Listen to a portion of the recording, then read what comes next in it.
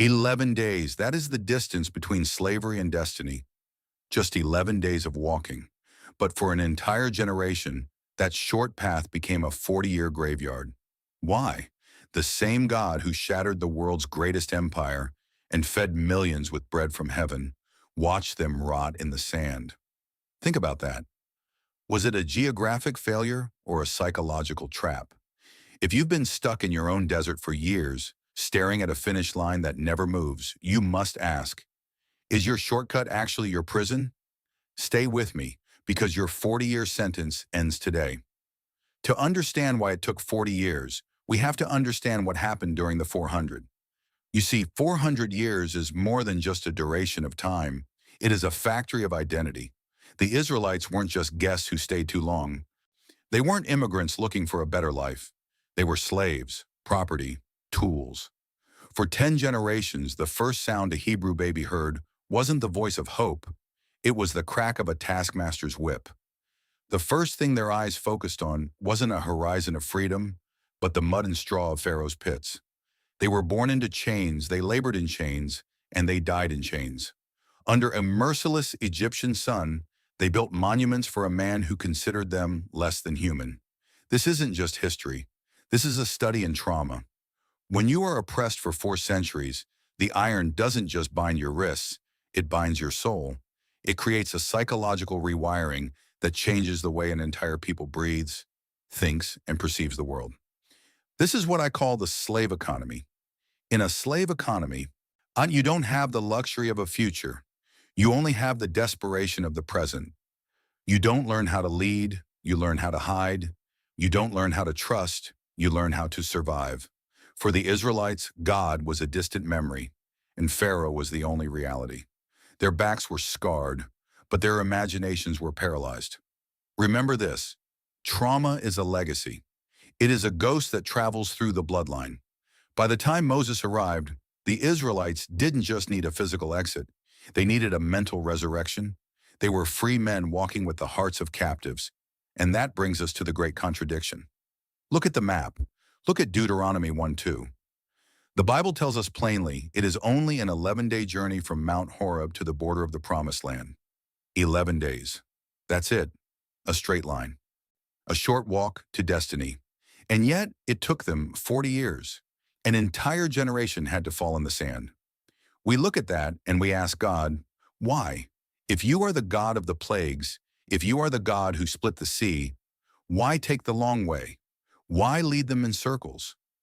Because, and I want you to write this down, the shortcut was a death trap. This is the 11-day trap. We are a generation obsessed with velocity. We want the 30-day body transformation. We want the 6-month wealth plan. We want the instant breakthrough. We see the 11-day path and we think God is being cruel or slow. But look at the reality of that nation. You have millions of people who have never held a sword. They have never organized a government. They have never known what it means to be responsible for their own survival. They were a nation of yes men to a tyrant.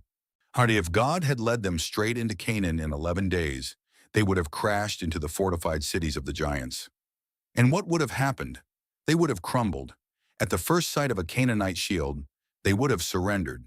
At the first war cry of the Anakim, they would have begged to go back to their chains. Why? Because they were not yet the people who could possess what God had promised. In modern systems, we call this the gap between velocity and capacity.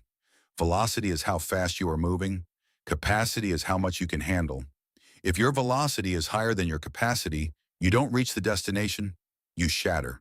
If you are handed $1 million destiny while you still have a 10-cent character, that destiny won't be your blessing. It will be your grave. God wasn't punishing them with the long road, and He was protecting them with the long road. The delay wasn't a denial of their dream. It was an insurance policy for their survival. Sometimes God keeps you in the wilderness, not because He's forgotten where the promised land is, but because He knows you aren't yet the person who can stay alive in it. But here's the terrifying part. You can take the man out of the slave pits, but taking the slave pits out of the man is a different battle entirely. God took Israel out of Egypt in a single night of fire and blood. But taking Egypt out of Israel, that was going to take 40 years of silence and sand. Even after the Red Sea had swallowed the most powerful army on earth, the ghost of Pharaoh still ruled their minds. Every time they heard a loud noise, they flinched, expecting the whip. The Pharaoh in the palace was dead. I know, but the Pharaoh in their heads was screaming for them to come back. Are you living in that same ghost story? Think about your own life. You've been promoted, but you still act like you're about to be fired. You've been healed, but you still talk like a sick person. You walked out of the toxic situation, but the situation is still walking in you. This is the ghost of the Nile.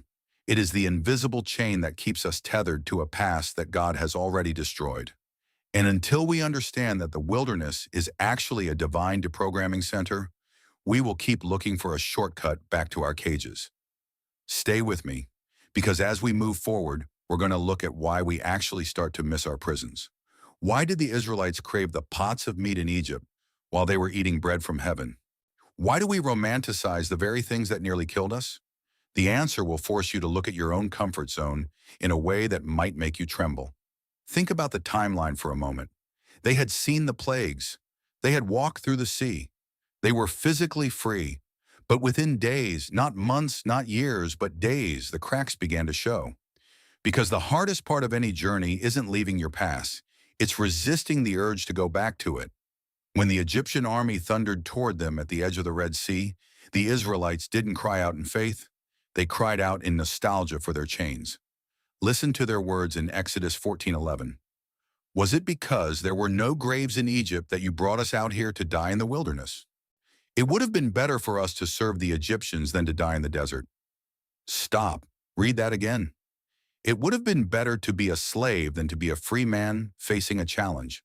Why? Why would anyone choose a whip over a horizon? Because slavery is predictable. Slavery is certain. In Egypt, they knew exactly how much pain they would receive. They knew exactly where they would sleep. They knew exactly what they would eat. The unknown is the most terrifying place for a broken mind. And here is the psychological truth you need to understand. We choose familiar pain over unfamiliar possibility every single time. We do this today. We stay in the toxic relationship because at least I know his temper. We stay in the soul-crushing job because at least the paycheck is consistent. We stay in the addiction because at least I know how to numb the noise. We romanticize our prisons the moment the path to freedom gets steep. But it gets worse. A few weeks later, they get hungry, and the mind starts to do something truly dangerous. It starts to lie. In Exodus 16:3, they said, "If only we had died by the Lord's hand in Egypt. There we sat around pots of meat and ate all the food we wanted." Think about that. Pots of meat. They were slaves. Slaves do not sit around pots of meat. Slaves eat scraps. They eat the leftovers of their masters. They eat in the mud, in the dark, in the exhaustion of 16-hour workdays. But when the present moment gets uncomfortable, your mind will rewrite your history to make your past look like a paradise it never was. We call this the seduction of the familiar. Your mind is trying to protect you, but it's doing it by trying to kill your future. It's telling you that the pots of meat in your past were better than the uncertainty of your purpose. It's trying to convince you that the person who cheated on you was actually not that bad. It's trying to convince you that the habit that destroyed your health was just a way to relax. This is the escalation of conflict. It wasn't just a battle against Pharaoh anymore. It was a battle against their own memories. Why is it so hard to move forward? Because freedom requires something that slavery never did: responsibility. As a slave, you don't have to make decisions. You don't have to have a vision. Yet you don't have to trust. You just have to survive. But as a free person, you have to decide who you are. You have to decide where you're going. You have to trust a God you cannot see to provide for a hunger you can definitely feel. The Israelites weren't missing Egypt. They were missing the safety of being a victim. Let that sink in. It is easier to be a victim in a cage than a victor in a wilderness. Being a victim means it's someone else's fault. Being a victor means you have to pick up your feet and walk. Are you doing this right now? Are you staring at the pots of meat in your past because the desert of your transition is getting too hot? Are you looking at the safety of your old chains because the risk of your calling is making you tremble? Write this down. You cannot possess your promised land as long as you are still flirting with your Pharaoh. The reason they stayed in that desert for 40 years wasn't because God couldn't find the way. It was because they wouldn't stop looking back. They were walking toward the future with their heads turned toward the past, and you can't walk straight when you're looking behind you. God saw their hearts. He heard their grumbling, and he realized something that should shake you to your core. He could take them out of the prison, but he couldn't force them to be free. Freedom is a choice you have to make every single morning. So what does God do when his people are starving for the food of their captors? He doesn't give them Egyptian meat. He gives them something they have never seen before. He gives them a daily masterclass in trust. He gives them manna. And the lesson of the manna is the only thing that can break the seduction of the prison. Let's look at the bread from heaven, because if you understand the manna, you'll understand how to finally stop looking back. When the grumbling reached its peak, God responded, not with fire, not with judgment, but with bread. Every morning as the dew lifted, the ground was covered with something the Israelites had never seen, a thin, flake-like substance, white like coriander seed, sweet like wafers made with honey. They looked at it and asked, "Manna?" Which literally means, "What is it?" For 40 years, this was their breakfast. Every single day. But God didn't just give them food, he gave them a curriculum. He gave them a rule that seemed cruel to a hungry person. Gather only what you need for today. Do not save any of it for morning. Of course, some people didn't listen. They were survivors, they were slaves. They had spent 400 years in a world where, if you didn't grab it now, you didn't get it later. So they gathered extra. They filled their jars. They hid it under their mats. They wanted a safety net. And the Bible says that by the next morning, the hoarded manna was full of maggots and it began to stink. Think about that. The same bread that fell from heaven, holy, supernatural, divine provision, turned into a rotting, worm-infested mess the moment it was touched by human anxiety. Why? Why would God make his own miracle rot? Because he was performing a deep tissue surgery on their souls. He was moving them from a slave economy to a grace economy. In a slave economy, bread comes from Pharaoh. It is earned through sweat and blood. It is scarce. It is controlled by a master who wants to squeeze every ounce of life out of you. In that world, hoarding is wisdom. If you have extra, you survive. If you don't, you die. The slave mentality is built on the fear that the source is limited and the master is fickle. But in a grace economy, bread comes from heaven. It is a gift. It is abundant. It is provided by a Father who loves you. In this world, hoarding isn't wisdom. It's an insult. It's a declaration that you don't believe the source will be there tomorrow. God was deprogramming 4 centuries of scarcity. He was forcing them to wake up every morning and look at the sky instead of their cupboards. He was teaching them that life doesn't come from what you can stockpile. It comes from the mouth of God. This is the lesson of just enough. Most of us hate just enough. We want more than enough. We want the 5-year plan. We want the massive savings account. We want the ironclad guarantee that we will never be hungry again. We want to own the source so we don't have to depend on the provider. But God knows something about the human heart that we refuse to admit. Independence is the fast track to forgetting. If the manna had stayed fresh for a month, they would have stopped looking up. They would have looked at their warehouses. They would have started trading it. They would have created a new Pharaoh system with the bread of God. The rot was a mercy. It was a reminder that you cannot stockpile grace. You cannot save up faith for a rainy day. You have to wake up, step out of your tent, and trust him again. Are you trying to hoard your manna right now? Think about your anxiety. Most of your stress isn't about today's problems. It's about tomorrow's what-ifs. You are trying to gather bread for a hunger that hasn't arrived yet. You're trying to solve the crisis of next month with the strength of this morning. And you wonder why you feel exhausted. You wonder why your soul feels like it's rotting. It's because you're carrying a load you weren't built to carry. God gives you manna for Tuesday on Tuesday. If you try to carry Wednesday's manna on Tuesday night, it will turn into maggots in your mind. It will stink up your peace. This is the slave mentality in the modern world. It's the belief that your survival depends on your ability to outcalculate the future. It's the exhaustion of trying to be your own provider. The wilderness was a 40-year masterclass in daily dependence. God was retraining their instincts. He was teaching them that the safest place to be isn't in a fortress full of grain. It's in a desert with a faithful God. Write this down. Obedience preserves what hoarding destroys. When they tried to save out of fear, it rotted. But on the sixth day, when God told them to gather double for the Sabbath, that extra portion stayed perfectly fresh. The same bread, the same jars, the same desert, but one act was driven by fear and the other was driven by obedience. One led to worms, the other led to rest. Is your life full of maggots right now? Is your bank account, your career, or your relationship leaving you with a stink of anxiety? Maybe it's because you're trying to own the source instead of trusting the giver. Well, you have to learn to gather your bread, eat your fill, and then let go. You have to believe that the God who split the sea and rained honey from the sky didn't bring you this far to let you starve on Wednesday. The manna was a prophecy. It was a signpost pointing to a man who would one day stand on a hill and say, "Give us this day our daily bread." It was pointing to the one who would say, "I am the bread of life." But before they could meet the bread, they had to lose their appetite for Egypt, and that required them to face the giants. Because the real test isn't just believing God can feed you in the desert.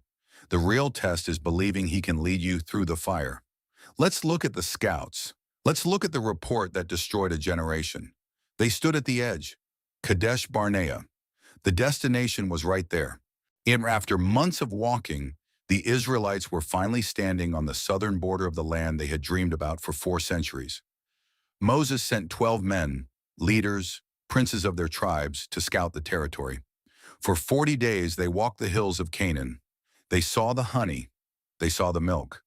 They even cut down a single cluster of grapes so heavy it took 2 grown men to carry it on a wooden pole. The evidence was in their hands. The promise was real. But then the report turned dark. 10 of those men looked at the fruit, then they looked at the walls, and then they looked at the people. The people who live there are powerful, they said. The cities are fortified and very large. We even saw the descendants of Anak there, the giants. Now listen closely, because here is the moment that determined the fate of 2 million people. In Numbers 13:33, the scouts said something that reveals the true tragedy of the wilderness. We seemed like grasshoppers in our own eyes, and so we looked the same to them. Think about that phrase. In our own eyes. They didn't say the giants called them grasshoppers. They didn't say the giants laughed at them. They didn't even say they had a conversation with the giants. The scouts looked in the mirror of their own souls and saw insects. And because they saw themselves as small, they assumed everyone else saw them as small too. This is the glass ceiling of identity. You see, the Israelites weren't stopped by the height of the walls. They weren't stopped by the size of the giants' swords. They were stopped by an image in their own heads. After 400 years of being told they were nothing but property, they couldn't conceive of being conquerors. They were free men on the outside, but they were still wearing the chains of a slave's self-image on the inside. This is the peak of the crisis. This is the moment where the story breaks. You can survive a desert. You can survive a plague, but you cannot survive a broken identity, because you will never possess a land that you feel too small to inhabit. You will never step into a calling that you feel unqualified to hold. And this is where it gets personal. How many of you are standing at the border of your own promised land right now? You have the evidence. You've tasted the fruit. You know God has called you to that business, that marriage, that healing, that ministry, but you're paralyzed. Why? Thus, because you're looking at the giants. You're looking at the giants of your debt, the giants of your past mistakes, the giants of your lack of education, and you're saying, "I'm just a grasshopper. Who am I to do this? I'm just a victim. I'm just a failure." Listen to me. The biggest enemy you will ever face isn't behind the walls of your future. It's sitting right behind your eyes. The giants in Canaan were real, but they weren't the problem. God had already crushed Pharaoh, the most powerful man on earth. Do you really think he was worried about a few tall guys in a walled city? The problem wasn't the giant's strength. It was the Israelites' sight. They looked at the giants and forgot God. They looked at themselves and forgot their source. Only 2 men saw it differently, Joshua and Caleb. They saw the same walls, and they saw the same giants. They tasted the same grapes, but they had a different mirror. They didn't see grasshoppers, they saw God's promise. They said, "Gewirlui, do not be afraid of the people of the land, because we will swallow them up. Their protection is gone, but the Lord is with us. But the crowd broke.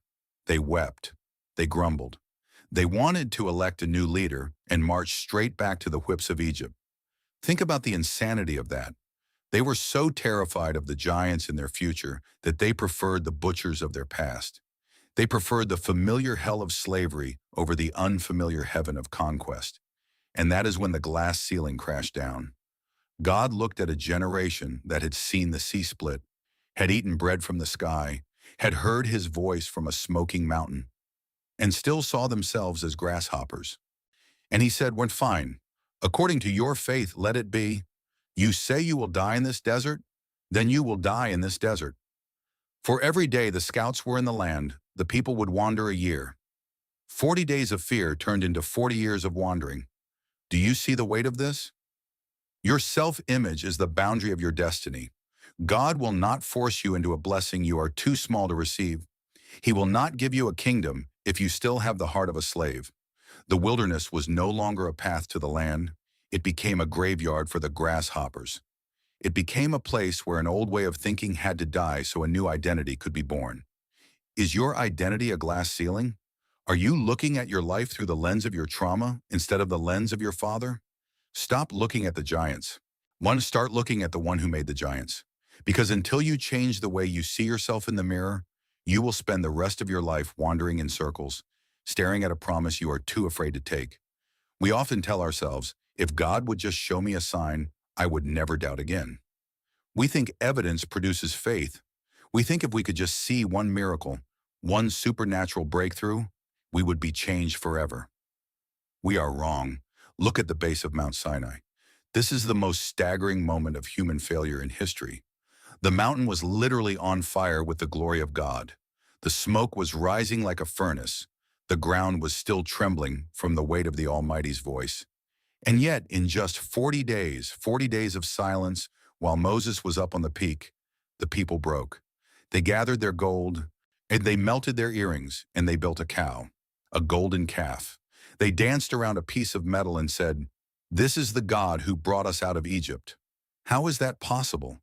How can you watch the Nile turn to blood on Monday and worship a statue on Tuesday? The answer lies in what I call the mirage of evidence. Science calls this hedonic adaptation, combined with a psychological set point. You see, a miracle is a massive dopamine spike. It is a shock to the system, but it cannot rewire a brain that has been shaped by 400 years of slavery. When the emotional high of the miracle wears off, your brain instinctively pulls you back to your default setting. And for Israel, that default setting was fear, dependency, and Egyptian idolatry. This is why people who win the lottery are often bankrupt a few years later. This is why people who experience a radical fix for their problems often find themselves back in the same mess months later. The environment changed, but the identity didn't. The mirage of evidence is the lie that says seeing is believing. The truth is, believing determines what you are capable of seeing. Miracles open the door, but they don't change the person walking through it. If you are waiting for a sign to change your life, you are waiting for a ghost. Signs don't change character, desserts do. And this leads us to the moment that breaks most of us, the moment we see ourselves in that crowd at the base of the mountain. Because we've all built our own golden calves. Have you ever found yourself building a golden calf out of the very things God just rescued you from? You pray for a way out of a toxic job, a destructive relationship, or a crippling addiction. The C parts. You walk out. You taste freedom for the first time in years. But then, 3 months later, the desert gets quiet. The loneliness sets in. The transition gets uncomfortable. And suddenly you find yourself texting that person again. You find yourself applying for that old soul-crushing job. You find yourself reaching for that old habit that nearly destroyed you. And the guilt crushes you. You think, I am a failure. I am ungrateful. God must be done with me because I keep going back to the very thing he saved me from. I blew my chance. But listen to me. The pull of Egypt isn't a sign that God has abandoned you. It is proof that the programming was deep. Look at the text. When Israel made that calf, did God pull the cloud away? Did he stop the manna? No. He disciplined them, yes. He held them accountable. But the cloud of smoke didn't lift. The manna didn't stop falling the very next morning. Your relapse does not cancel your rescue. God is not shocked by your struggle to stay free. He knew you were a stiff-necked people when he chose you. He is patient enough to walk with you, day after day, year after year, until the Egypt in your mind finally starves to death. Grace isn't just for the escape. Grace is for the wandering. We think the golden calf was a sign that the Israelites weren't ready for the promised land. And we're right. But it wasn't because they were evil. It was because they were unprocessed. They still had the soul of a slave, and a slave cannot manage the responsibility of a kingdom. If God had given them the promised land that day, they would have turned it into a bigger version of Egypt. They would have built golden calves in every city. They would have enslaved each other. The wilderness wasn't a prison sentence, it was a renovation project. God had to wait. He had to wait until the generation that loved the pots of meat more than the presence of God had passed away. Is your life in a holding pattern right now? Does it feel like you're going in circles despite the miracles you've seen? Stop asking God for more signs. Start asking Him to finish the work in your heart. Stop beating yourself up over your struggle to let go of the old habits. The manna is still falling. The cloud is still moving. Your shoes are not wearing out. Even when you are building calves in the valley, God is writing laws on the mountain. He is not finished with you. He is just taking the long way to make sure that when you finally step into your destiny, you don't bring your chains with you. But there is one thing that can make the 40 years feel like an eternity. It's the silence. It's the feeling that everyone else is moving forward while you are stuck in the sand. Let's talk about the modern wilderness. Let's talk about why your desert doesn't have sand, but it has a cubicle, a hospital bed, and a lonely dinner table. 40 years of silence. That is what most people see when they look at this story. They see a God who turned his back. They see a nation forgotten in the dust, wandering in circles while their strength faded and their hope withered. But they are wrong. The silence of God is never the absence of God. Why 40 years? Why did he wait for an entire generation to pass away? The answer is as brutal as it is beautiful. God was waiting for the slave to die so the warrior could be born. You see, the wilderness was never a wasteland. It was an incubator. Think about the children of that first generation, the ones who were under 20 when they left Egypt. They didn't have the pots of meat burned into their memories. They didn't have the scar tissue of the Egyptian whip on their backs. They were born in tents, not pits. They were fed by the hand of heaven, not the leftovers of a tyrant. For 40 years, God was performing a massive national deprogramming. In Egypt, the noise was constant. The noise of construction, the noise of the taskmaster, the noise of a culture that told you your only value was the number of bricks you could produce. But the desert is quiet. And in that silence, a God was making his voice the only voice that mattered. He was stripping away every false security. He was dismantling every Egyptian habit. He was teaching a new generation a language their parents never learned, the language of presence. They didn't look back at the Nile. They looked up at the cloud. They didn't wake up wondering if Pharaoh was angry. They woke up wondering where the fire would lead them tonight. Their identity wasn't shaped by what they did for a master. It was shaped by what their father did for them. This is the power of the incubator. God knew that you cannot build a holy nation on a foundation of trauma. You cannot give a victim a kingdom and expect them to rule it with justice. You have to heal the heart before you can hand over the keys. But let's bring this into your world, because I know what you're thinking. One, you're thinking, I've been in my desert for years. I'm tired of the silence. I'm tired of the waiting. Why is God taking so long? Maybe he isn't being slow. Maybe he is being thorough. Think about your own silence. Maybe it's a career that is stalled. Maybe it's a dream that seems to be rotting in the sun. Maybe it's a season of loneliness that feels like it will never end. You feel like you've been sidelined. You feel like God has forgotten the map. But what if the silence is the only place where you can finally hear who you are? If God gave you the promised land of your dreams today, would you know how to keep it? Or would you turn it into a new version of your old Egypt? Would you bring your insecurities into your success? Would you bring your need for validation into your leadership? When would you bring your slave mentality into your freedom? We are a generation addicted to the 11-day shortcut. We want the crown without the crushing. We want the destination without the deprogramming.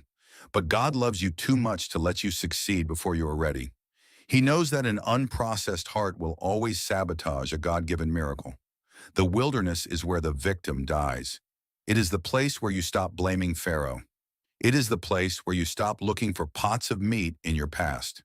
It is the place where you realize that you don't need a master to tell you you're valuable, because the King of the universe is cooking your breakfast every morning. 40 years wasn't a punishment for the children, it was an education. They were being forged. They were learning to move as one. They were learning that victory doesn't come from the size of your sword, but from the posture of your heart. Every day in that sand was a day of strengthening. Every morning of manna was a lesson in trust. Every move of the cloud was a training in obedience. God was raising an army of sons and daughters who didn't know how to be slaves. Are you in your incubator right now? Stop fighting the silence. Stop trying to elect a new leader to take you back to what is familiar. The silence is where the old version of you, the fearful, small, addicted version, is meant to pass away. Don't mistake the delay for a denial. God hasn't lost the map to your destiny. He is just making sure that when you finally cross that Jordan, you are a person who can actually possess the land. But even in the deprogramming, there are moments of profound heartbreak, or there are choices that cost us everything. Let's talk about the man who led them through it all. Let's talk about the leader who saw the land, but never touched the soil. Let's talk about the Moses twist. We look at Moses on Mount Nebo, and we instinctively call it a tragedy. We see a man who was 120 years old, yet the Bible says his eyes were not dim and his strength was not gone. He was as vibrant as the day he stood before Pharaoh. He is standing on the summit, looking north to south, east to west.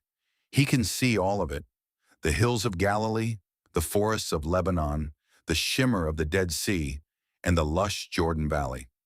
Everything he had worked for, everything he had suffered for, everything he had believed for, it is spread out before him like a masterpiece.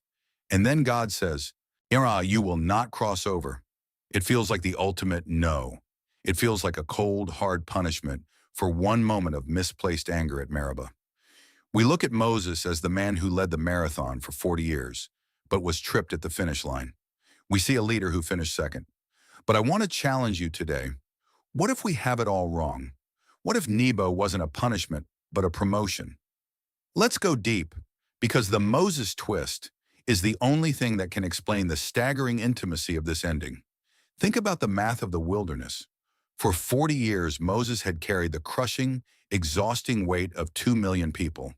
He was the one who heard every grumble. He was the one who bore every accusation. He was the one who stood in the gap when the people turned to idols. He had spent 4 decades as a mediator, a judge, a father, and a target. He had lived in the dust, moved with the tents, and labored in the heat. The Israelites got the land, they got the dirt, they got the rivers, they got the grapes. But do you know what else they got? They got centuries of bloody wars. They got the responsibility of building a government from scratch. They got the struggle of maintaining a kingdom. The people got the promise, but they had to fight for every single inch of it. But what did Moses get? The text says Moses died there, and God buried him personally. Write that down. No one else in human history gets that ending. God didn't keep him out of the promised land just to discipline him. God called him up the mountain to finally give him rest. Sometimes, when what looks like a no from God to the rest of the world is actually the most intimate yes you will ever receive. While Joshua and the army were sharpening their swords to go down into the valley and fight giants, Moses was slipping off his sandals. He wasn't looking at a map anymore. He was looking at his Creator face to face. He wasn't entering a territory, he was entering a presence. The land was the prize for the people, but God was the prize for Moses. We are a generation obsessed with reaching the destination. We are obsessed with the visible reward. We want the house. We want the title. We want the public victory that everyone can see and applaud. And when God says no, or when he stops us just short of the goal we've been chasing, we feel rejected. We feel like we failed. But look at the mountain. When Moses didn't lose his mission, he completed it. His mission was never to live in a vineyard in Canaan. His mission was to lead a people to God. He did that until his very last breath. There is a level of intimacy that only happens in the know. There is a peace that only comes when you stop fighting to get there and realize that God is here. God knew that Moses had done enough. He knew the burden was heavy. He knew that Moses was too valuable to be lost in the politics of a new nation. He wanted Moses for himself. Nebo wasn't a lonely death. It was a private appointment with the Almighty. It was the moment the servant became the son and the leader became the guest. Is there an area of your life where you feel like you've been stopped at the border? Maybe it's a relationship that didn't work out. Maybe it's a career path that stalled just before the breakthrough. Maybe it's a dream you can see with your eyes but you cannot touch with your hands. Before you call it a tragedy, look at who is with you in the silence. The wilderness was where Moses found God, and Mount Nebo was where God found Moses. Your no might be the most profound, special invitation of your life. It might be the moment where God says, everyone else gets the gift, but you get the giver. Don't die on the mountain mourning a destination you didn't reach. Look up. The cloud hasn't left you. The fire is still there. Moses died with his eyes full of the promise, but his heart full of the provider. He didn't need the soil of Canaan because he was already standing on holy ground. Stop judging your success by the territory you occupy, or start judging it by the intimacy you possess. Because the God who buried Moses in a grave no one can find is the same God who is holding you in the places where no one can see. Your desert is ending. Your Jordan is waiting. But for some of you, God has a mountain. And on that mountain, you will realize that the land of milk and honey was only ever a shadow of the one who is standing right in front of you. But what about the rest of us? What about those who have to cross the river and face the giants in the real world? How do we take the lessons of the sand and apply them to the asphalt of our daily lives? Let's talk about the modern wilderness. Let's talk about your cubicle, your debts, and your silent battles. Because the God of the desert is also the God of the city. We hear this story and we immediately think of sand, tents, and ancient history. We picture nomadic tribes wandering under a desert sun. But I want to pull this out of the Bible and put it right into your living room. Because your desert probably doesn't have sand. It has a blue light from a monitor.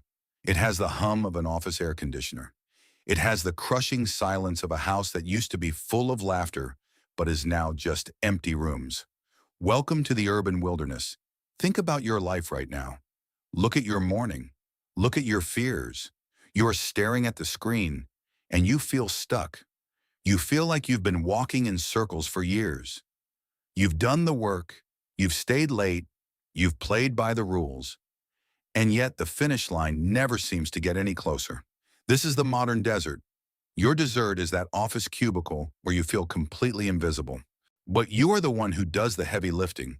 But you're the one who gets passed over for the promotion year after year. You watch others cross their Jordan. You watch them make it while you are left wandering in a corporate wasteland that doesn't even know your name. You feel like a slave to a system that considers you a number, not a person. Your desert is the pile of medical bills sitting on your kitchen table. It's the gnawing, constant anxiety of debt that makes every breath feel like a struggle. It's the business you started with so much prayer and so much hope 3 years ago that still hasn't turned a single dollar of profit. You are giving it everything you have, and the sand is still dry. Why? Why the silence? Why the delay? You are begging God for a map. You want a 5-year plan. You want an ironclad guarantee that if you do X, you will be safe by 2030. You want to see the end from the beginning so you can stop being afraid. But instead of a map, God gives you manna. He gives you just enough strength for today, just enough peace for this specific Tuesday. He gives you a small, unexpected win that covers the rent but doesn't solve the debt. He gives you just enough light to see the very next step, but the rest of the staircase is in total darkness. And you hate it. We all hate it. We call it barely surviving. God calls it training. Think about the psychology of this. A 5-year plan makes you trust the plan, but manna makes you trust the provider. If God gave you the 5-year plan today, you would stop looking at him tomorrow. You would look at the spreadsheet, you would look at the contract, you would look at your own intelligence and say, "Oh, I've got this." You would return to the slave economy, that frantic, hustle-driven world where you think your survival depends on your ability to stockpile and outcalculate the future. In the urban wilderness, God is systematically dismantling your dependence on the system. He is teaching you that your value does not come from your title in that cubicle. He is proving to you that your security doesn't come from your savings account. He is showing you that even in the middle of a concrete jungle, man does not live by bread alone, but by every word that comes from the mouth of God. This is the deprogramming of the modern slave. Are you obsessing over tomorrow's provision? Are you so paralyzed by the giants of next month's layoffs or next year's inflation that you are completely missing today's miracle? Kono, the fact that you still have breath, the fact that you still have hope, the fact that the fire of his presence hasn't left your camp, even when you were grumbling. Write this down. You cannot solve Wednesday's crisis with Tuesday's grace. If you try to gather bread for a hunger that hasn't arrived yet, it will rot in your hands. It will fill your mind with maggots and stink up your peace. Gather today's bread. Do the work right in front of you. Trust that the source who fed you this morning will be there when you wake up tomorrow. The wilderness wasn't just about getting Israel to a place. It was about getting the place into Israel. And your current struggle, your debt, your silence, your stuckness is your incubator. God is not punishing you. He is forging you. He is making sure that when you finally walk into that business success, only when you finally step into that restored marriage, when you finally hold that abundance in your hands, you won't become a new version of Pharaoh. You won't become a slave to your own success. You will be a warrior who knows that the mountain belongs to God, a warrior who knows that the milk and honey are gifts, not wages. If you are in the sand right now, don't look back at the pots of meat in your past. Don't romanticize the toxic situation or the dead-end job just because it was predictable. Familiar pain is still pain. Familiar chains are still chains. Face your giants. Gather your manna. Trust your cloud. Because the God who kept their shoes from wearing out in the Sinai is the same God who is keeping you standing right now in the city. He hasn't forgotten the map. However, he's just making sure that when you finally cross that Jordan, you're the kind of person who can actually stay free. But how do we know when the wandering is over? How do we mark the moment the desert ends and the possession begins? It starts with a memory. It starts with a stone. Let's look at the Jordan. Let's look at the monument that proves your desert has an expiration date. The day finally arrived. After 14,600 mornings of gathering manna, the cloud stopped at the edge of the Jordan River. Joshua stood at the front of a new nation. He looked back at a generation that had died in the sand, and then he looked forward at a generation that had been born in the fire. The priests stepped into the water, and for the second time in their history, the water split. But this time, it was different. At the Red Sea, when they were running away from a master, at the Jordan, they were marching toward a destiny. They weren't fleeing, they were possessing. But as the last person stepped onto the soil of Canaan, God gave Joshua a strange command. He said, "Choose 12 men, one from each tribe. Tell them to go back. Go back into the middle of the riverbed, right where the priests are still standing, and pick up 12 large stones. Carry them on your shoulders to the place where you camp tonight, and stack them." Why? Why stop the momentum of a conquest to play with rocks? Because God knows how quickly the human heart forgets. He said, "In the future, when your children ask you, 'What do these stones mean?' you will tell them, 'This is where the flow of the Jordan was cut off. This is where the Lord brought us through.'" Think about those stones. They weren't just rocks. They were a monument to the end of a sentence. They were proof that the wilderness was over. I want to speak to you today, right where you are. I know you feel like you've been walking in circles. I know you've stared at the same sand and the same horizon for so long that you've started to believe that the desert is your only home. You've accepted the grasshopper identity. You've settled for the just enough of the manna. But I came here to tell you, every desert has an expiration date. 40 years is the longest wilderness in the Bible, and even that one ended. The manna stopped. The Jordan parted. The giants fell. The land of milk and honey wasn't a fairy tale. It was a geography. And the people who endured the preparation were the ones who possessed the prize. Your desert is not your destination. It is your training ground. One day, and it is closer than you think, you are going to stand on the other side of this river. You are going to look back at the season where you were broke, the season where you were lonely, the season where the silence of God felt like a heavy blanket, and you are going to reach down and pick up your own stones. You are going to tell your children, "This is where I learned to trust when I had nothing. This is where God fed me when the cupboards were empty. This is where He carried me when my own strength was gone. This stone represents the night I almost gave up, but the fire stayed in my camp. This stone represents the habit I finally broke. This stone represents the no that turned out to be my greatest yes. You are not the person who left Egypt. That version of you, the fearful, dependent, victim-minded version, had to die in the sand. The person standing at the Jordan today is a warrior. You are the second generation. You are the Caleb who doesn't want the easy valley. You want the mountain where the giants live. You are ready. Stop looking back at the pots of meat in your past. Pharaoh is dead.